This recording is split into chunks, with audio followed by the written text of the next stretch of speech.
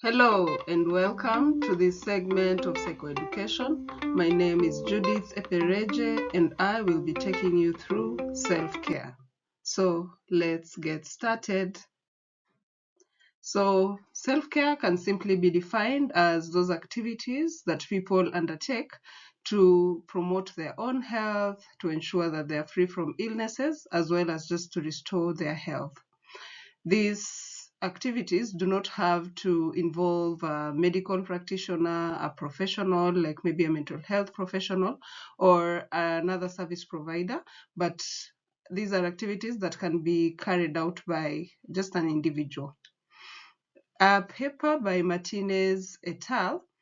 Indicated that for one to clearly define self-care, there needs to be some levels of awareness, some levels of self-control, as well as self-reliance in the definition.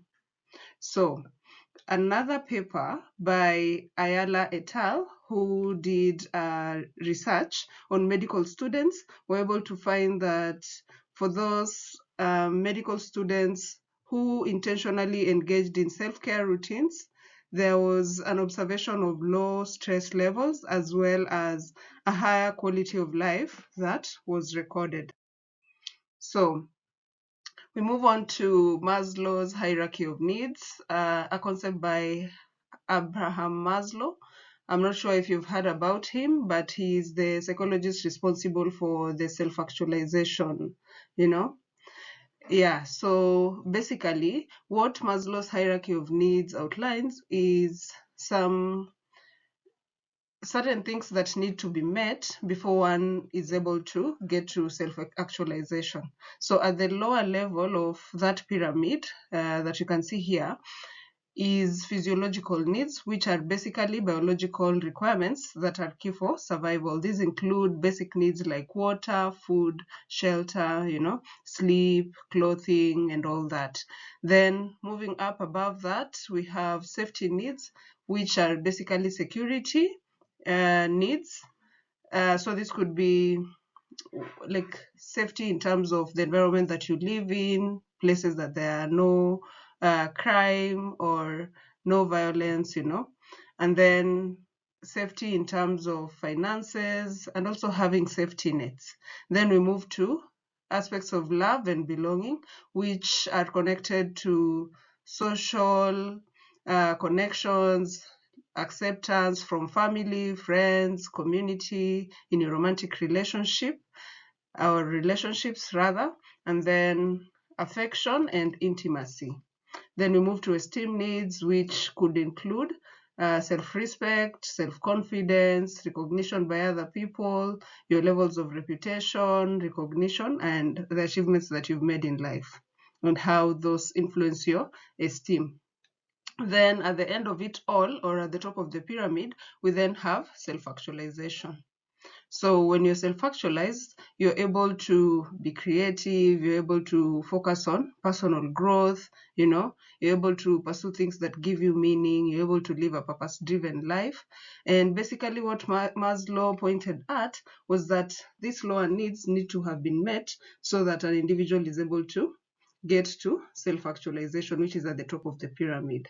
Yeah, so I need you to keep this in mind as we move ahead with the presentation, because some of the types of self-care do fall in the categories of the needs that are listed here. Okay, so why is self-care important? So self-care helps people build some levels of resiliency. It helps individuals be able to manage their stress levels. It impacts their mental wellness. It also prevents burnout.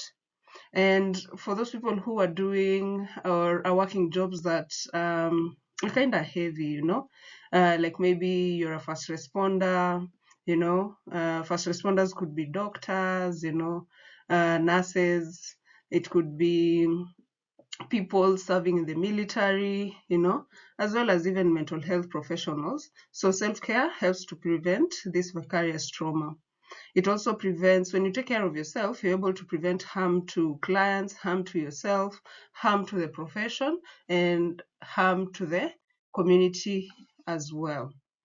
So as I was doing my research for this presentation, I came across the spoon theory that was created by Christine Messerandino, a blogger in the year 2003 who was grappling with lupus. So she wanted to bring out or highlight the plight of people or the daily reality of people that struggle with chronic illnesses. So according to Christine, she used spoons to represent units of energy. So she basically indicated that people who are physically okay, not struggling with chronic illnesses, that these people have infinite amounts of energy. But for people who are grappling with chronic illnesses, they have like restricted amounts, finite amounts of energy. So basically, she listed 12 spoons. So remember, a spoon is used to represent a unit of energy, and that each of us on a daily basis, we have tasks that we engage in. So each task that we engage in costs something. So it costs some amount of energy. So if you were to bring that back to the spoon theory, for people who are grappling with chronic illnesses and they have like 12 spoons to spend on a daily, they might struggle with activities that might look like they're very simple for other people.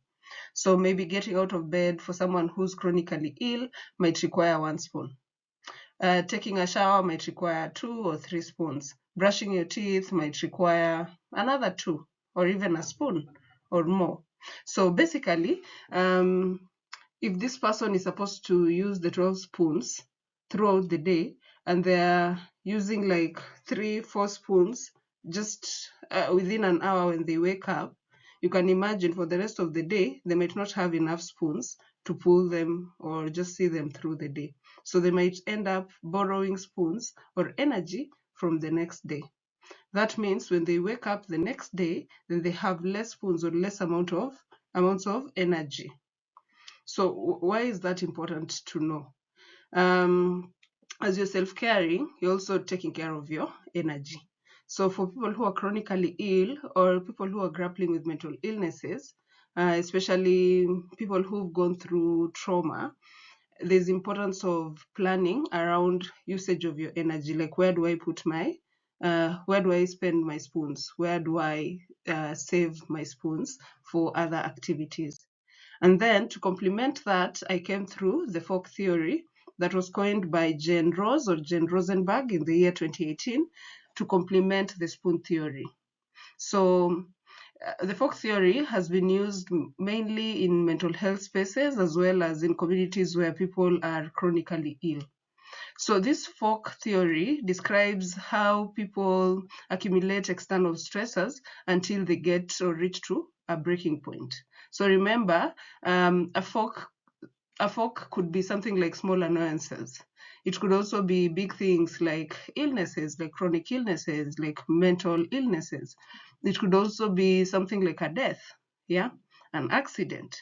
So basically, in terms of self-care, you need to pull out the easy forks first, like maybe the small annoyances, work on them first, so that it makes it easier to tolerate the larger forks, like maybe a death or maybe a toxic work environment. Yeah. So self-care basically gives you more spoons to be able to like sit with the forks that cannot be removed immediately or that are not within your capacity at that moment to remove. Yeah. So as we move forward, just keep the fork theory, the spoon theory, as well as Abraham Maslow's hierarchy of needs in mind. So self-care works best when you make the practices simple, when you're consistent in your practice, as well as when you prioritize these self-care routines. So how many types of self-care do we have? There could be a lot. So I've listed some of them here, like emotional self-care, mental self-care, spiritual self-care, physical self-care, social self-care, environmental, work, as well as financial self-care. So let's break down at least each of them. So in regards to physical self-care, this involves activities that allow you to take care of your body, which might include things like getting a good rest or good night's sleep, being able to eat, drinking some water in the course of your day, maintaining some movement, which could be different for everyone. So for some people, dancing works, for others, going to the gym, walking, practicing yoga. Other activities like even getting massages, getting naps in the course of your day, doing body scans can be really helpful in taking care of your physical wellness. Yeah. So it is recommended that physical self-care be based on consistency rather than levels of intensity. So instead of maybe having one day in a week where you do 2 hours of a workout, how about dividing the 2 hours into smaller routines that are easily digestible or are easy to do for you, you know? So maybe working out uh, 15 minutes or 20 minutes each day for 5 days in a week or 6 days in a week. And then why is physical self-care important? So physical self-care also impacts your mental wellness. When you take care of your physical, you're also able to take care of the mental aspects.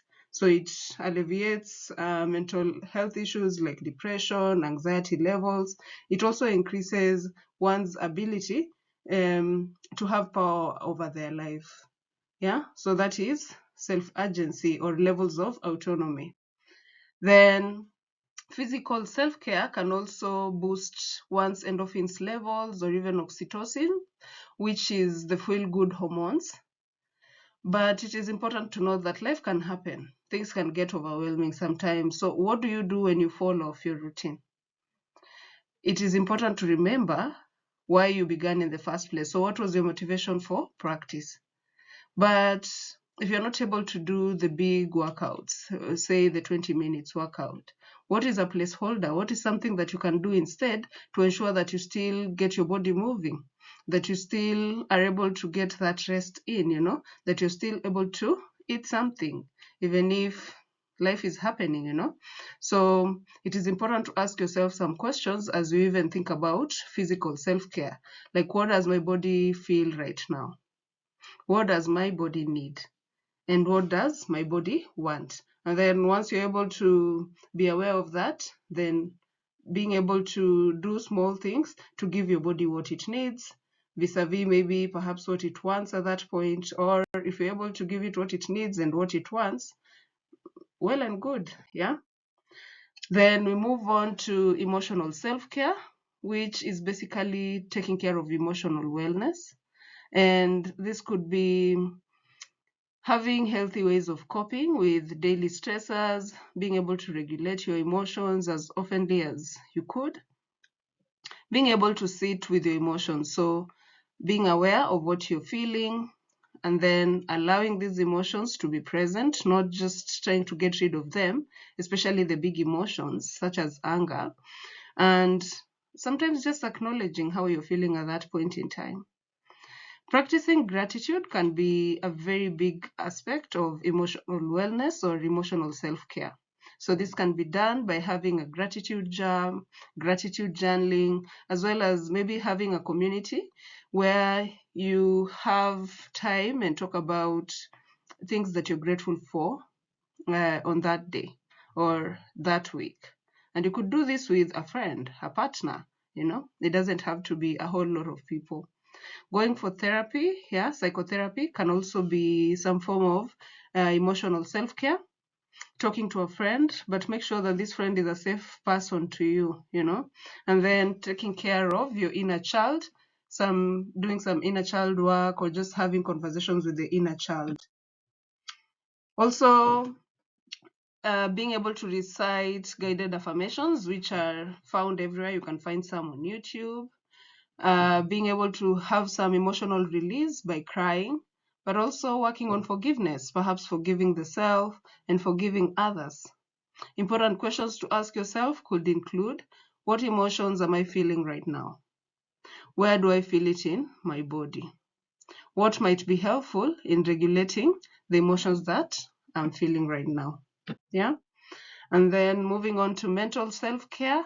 These are basically ways to ensure mental wellness or taking care of your mental health. So we're supposed to have a healthy mindset, but how exactly do we do that? So being mindful, that is being in the present moment, non-judgmentally to whatever shows up for us, could be a key thing in just ensuring that we're able to navigate through things that could be mentally tasking in the course of our day. But also maintaining curiosity to whatever shows up in your moments of mindfulness. Doing a brain dump has been very effective for most people that I know. So basically, having a brain dump, there's a brain dump, but there's also an emotional dump. So when you're doing a brain dump, you get a piece of paper or your journal, and you literally dump the thoughts that you have. And this can be done as themes. So let's say you're having a lot of thoughts about working out. So maybe saying physical fitness, or maybe you have a lot of pending work. So dumping, you dump it by writing pending work or pending tasks. And then you come back after being able to dump all the things that are in your mind, you come back and circle one and then journal about it. Yeah. To be able to ensure some release. Also, taking intentional breaks from screen time could be helpful in ensuring that you get that mental self-care in check, as well as reading a book, listening to a podcast, and even writing. So some key questions could be, what kind of thoughts are going through my head right now? Are these thoughts important? Are they relevant? And then once you have these questions answered, you acknowledge whatever is coming up for you and allow some release. So how could we be mindful? So I'll definitely do a future video just on mindfulness to be able to really introduce the concept and maybe just hone in on a few mindfulness routines that can be easy for you to do by yourself. But you can have daily moments of mindfulness by allowing yourself to have space to process the day, allowing yourself to feel and label your emotions. So basically, what am I feeling right now? Am I feeling sad?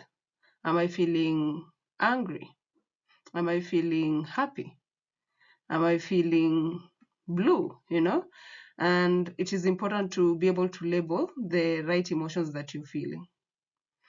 Also, having some quiet time, just sitting in silence and sitting with whatever comes up for you, allowing yourself to recharge or reconnect, taking some mindful walks, mindful showers, mindful eating, mindful brushing. And remember, these are things that you might do on a daily, even walking in the house. Yeah, just allow it to be mindful. And then getting outside and getting some fresh air, allowing yourself to feel some sunlight on your skin and just being present with how that feels. You can also watch trees as the wind is blowing. If you live in a place where you're able to perhaps have a view of trees outside from your window, then that could be lovely. You don't even have to get outside. You just watch the trees.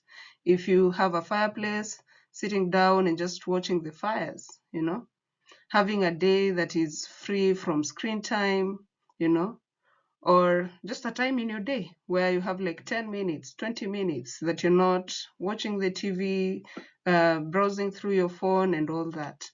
And then it is important to also prioritize hobbies such as reading, playing board games, playing cards, as well as just having guided meditations like breath work, loving kindness meditation, body scans, and any other meditation that could work for you. Gratitude meditation as well.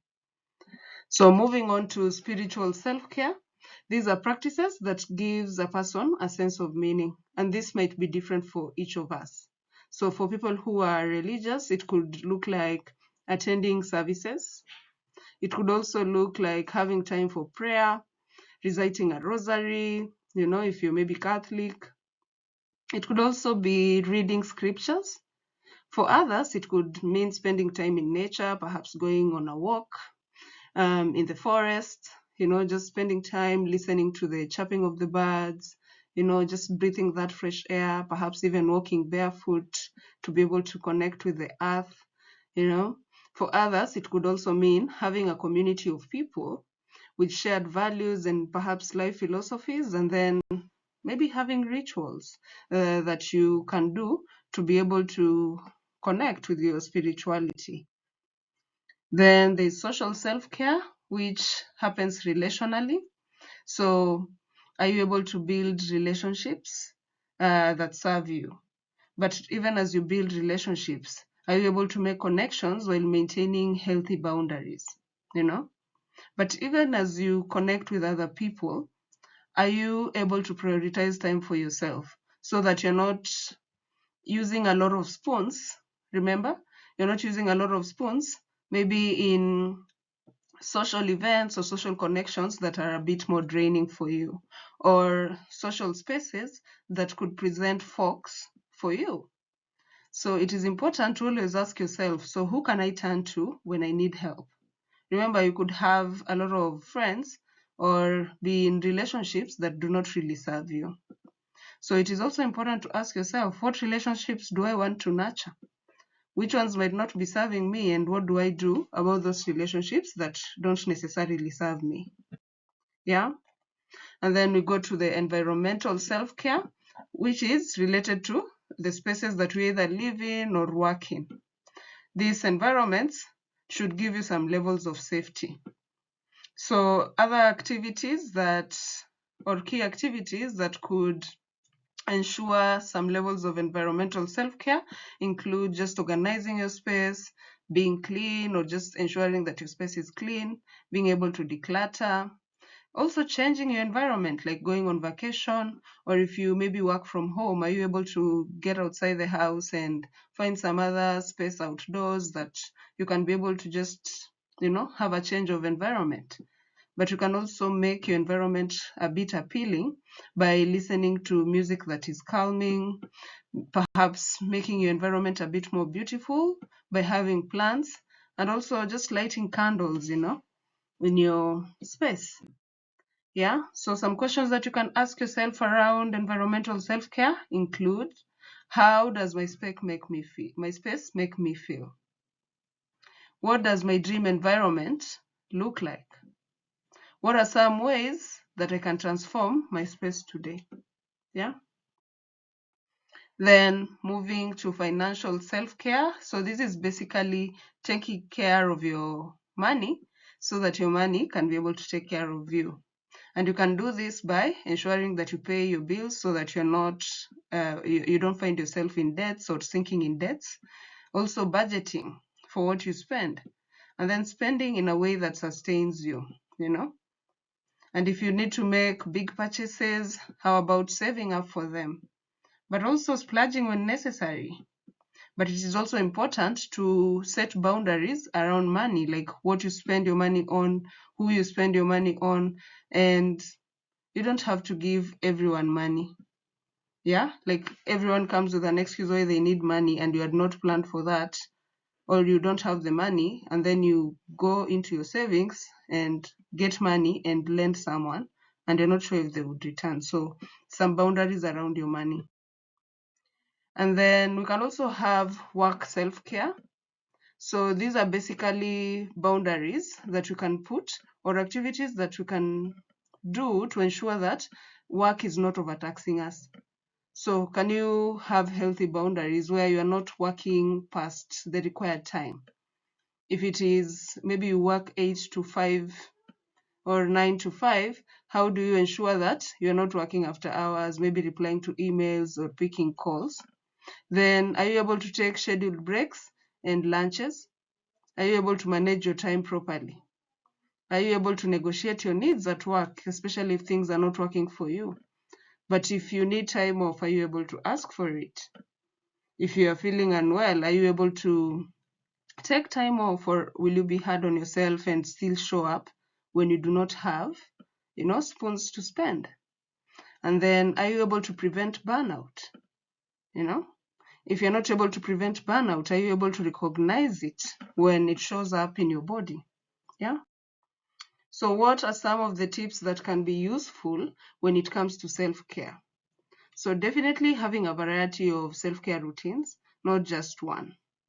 Being flexible. Remember, we talked about placeholders. So if you're not able to maybe do the whole workout routine, or maybe you're not able to sit down for a whole hour for lunch, do you have something that you can still take to ensure that you're able to eat?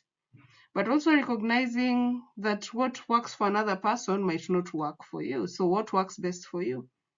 And then as you're setting up a self-care routine, it is important for you to focus on one or two. And then once this become automatic for you, then you can add another routine. It is also important to have strategies, perhaps reminders, things that can ensure that, yeah, there's follow through.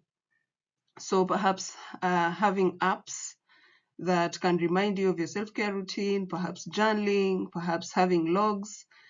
But once you set a self-care routine and it's rolling, then can you have time to reevaluate and see what is working for you vis-a-vis what is not? Maybe the times that are best for you vis-a-vis the times that don't work, and then just working around that to ensure that whatever routine works for you, you're able to be consistent in it. And perhaps a pointer could be being able to do a Pavlovian pairing. So pairing a self-care routine with another activity that is a must do for you. So perhaps having guided breath meditation just before bed, or when you wake up in the morning before you leave your bed, so that you won't go to bed before doing your breath work. Yeah, so it is also important for you to ask yourself, like, what is most important for me on this day or on that day that you're trying to plan? So it is important to prioritize the tasks that are most important for that day. But also asking yourself, okay, so what are the things that I'm not willing to negotiate? So for some people, self-care are the things that they're not willing to negotiate. So if that is the thing that I don't want to negotiate, how can I ensure that I still have time to do that thing that is a non-negotiable? So if you are someone that thrives thrives with to-do lists, how are you able to ensure that, okay, you're able to check some of those things on your to-do list? So perhaps focusing on smaller tasks, and I'll still go back to a placeholder. So that's where you can be able to like put smaller options in regards to self-care. So maybe a countertop push-up on a day where I'm not able to go to the gym, you know? And then sometimes time blocking could work. So could you have maybe 30 minutes in your day where you're not able to negotiate around that, and ensuring that, okay, for these 30 minutes, maybe during lunch break, I'll just sit and watch trees every Wednesday of my week, you know? Yes, and as you set up something, challenges are bound to show up. So in regards to self-care, what are some of the challenges that could show up for you?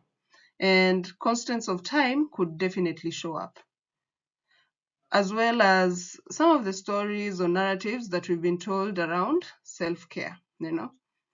Like maybe if you work in an organization where hard work, and I put the hard work in quotes, is much more recognized than maybe boundaries around time. So how can that influence your ability to self-care, you know? There's also lack of appeal when it comes to some self-care routines. So for some people, like going to the gym is not something that appeals to them. Or even mindfulness, for some people, it doesn't work at all, you know?